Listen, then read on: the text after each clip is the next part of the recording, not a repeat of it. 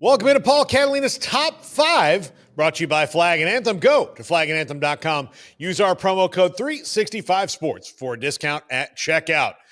Today, let's talk about what caused this at Penn State. How do you get to this point, 50-plus days after you fired James Franklin, and not having a head coach? Well, first, number 5, we got to start out about why this happened. The relationship, James Franklin, Pat Kraft, the university, had run its course. When you hear a coach making the excuses, and they were excuses, not reasons, why Penn State was losing some of these games like travel, et cetera, it's come to the point where he doesn't have the answers for why a school that's invested so much and why he has invested so much are not getting things done.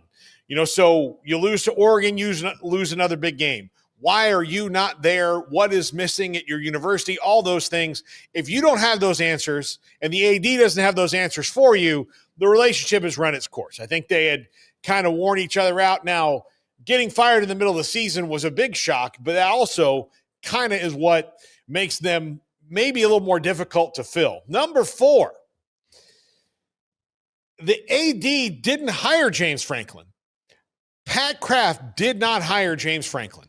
So when this happens at schools, no matter how successful a coach may be in the past, when the tide starts to turn, the AD has to protect himself first, because if you don't, you go down with the ship. So Pat Kraft, who's new to this job at Penn State, not the guy who hired James Franklin. Now he's got to hire the next one, but he wasn't going to take the blame for sticking it out, especially for a guy that he did not hire. Number 3, the big dogs don't really exist anymore. This is a university and a football identity that's carved in the image of Joe Paterno. Now, I'm not talking about Joe Paterno's off-the-field faults, of which we are well aware. This is just about building a football program around an icon. Joe Paterno, Bobby Bowden, Bear Bryant, Woody Hayes, Darrell Royal, those guys don't exist in the same way anymore. Now, look, there are some giants in college football. We just lost one to retirement in Nick Saban. Kirby Smart is a big-time coach, but he is not near to the level that all those other guys are, nor do I think he really ever will be, because the game is so different now.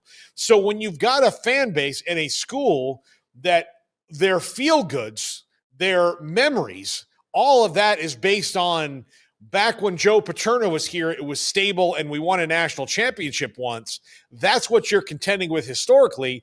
And if you fire a coach who's been very successful in an era where the next great is not really readily available, well, I mean, it's going to be hard for your fans to be satisfied with anybody you hire if their measuring stick is the all-time winningest coach. Number 2, firing a coach with a stellar record. Now, this is not such a big deal, but I did put it at number 2 for a reason.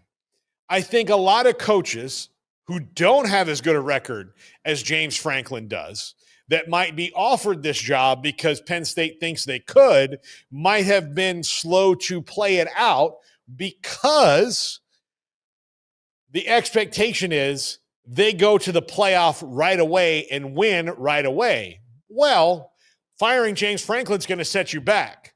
So if your expectation is to be at 10 wins right away, that's a big expectation for a coach, and then might, slow the gears of money in year 2. Year 1, they're going to throw as much money and resources as they can at someone. But if they don't figure that out quickly, they're going to be like, well, we should have just worked it out with James Franklin. It's a complicated political system when it comes to college football coaches and hiring, firing. And this makes some coaches nervous that, like, okay, well, what are my expectations and how long of a leash do I really have if you fired a guy who was in the playoff a year ago and 1 game away from the college football championship game? And number 1, swinging for coaches you weren't going to get. This part of this goes to the fact that Penn State is operating under the idea that all these jobs are very different now. They're not. They're mostly the same. Now, there are a few that you can say, like LSU versus Ole Miss. Take out all of Lane Kiffin's bluster, you can definitely say it's been historically easier to win a national title at Ole Miss than it has been at LSU, considering that Ole Miss has not done it, and LSU's done it with 3 different coaches in the last 25 years. That in the last 20 years, my gosh. So not even that long. And 2 of those coaches weren't even great head coaches. They were just good head coaches at their peak. So the talent is there. It's different at LSU. Penn State operates under this idea that their national championship wasn't that long ago. It was a very long time ago. A very long time ago. So let's take the reality of where you are. And look, if you're Kurt Cignetti and Indiana's ready to make this your program and your name, you don't have to move again like you did a couple years ago. You can just stay at Indiana, make the same money you'd make at Penn State, play them in the conference, and not have to worry about it. Matt Rule is an alum, but also he had the same problems and still does that James Franklin does, is he hasn't won the big games yet. Nebraska doesn't want to see him go because they want to see him build the program, so they're not going to let him go back to his alma mater. They're going to give him what he wants to stay, whether that's completely justified at this point or not. I think you have to make the investments you can, but so they swung and missed on their first 2. Then that set off the domino of everybody else like Brent Key, Jeff Brom, all these coaches that were at their alma mater deciding, well, I'm not going to leave here to go there when I'm building something right now that everybody's pretty happy with.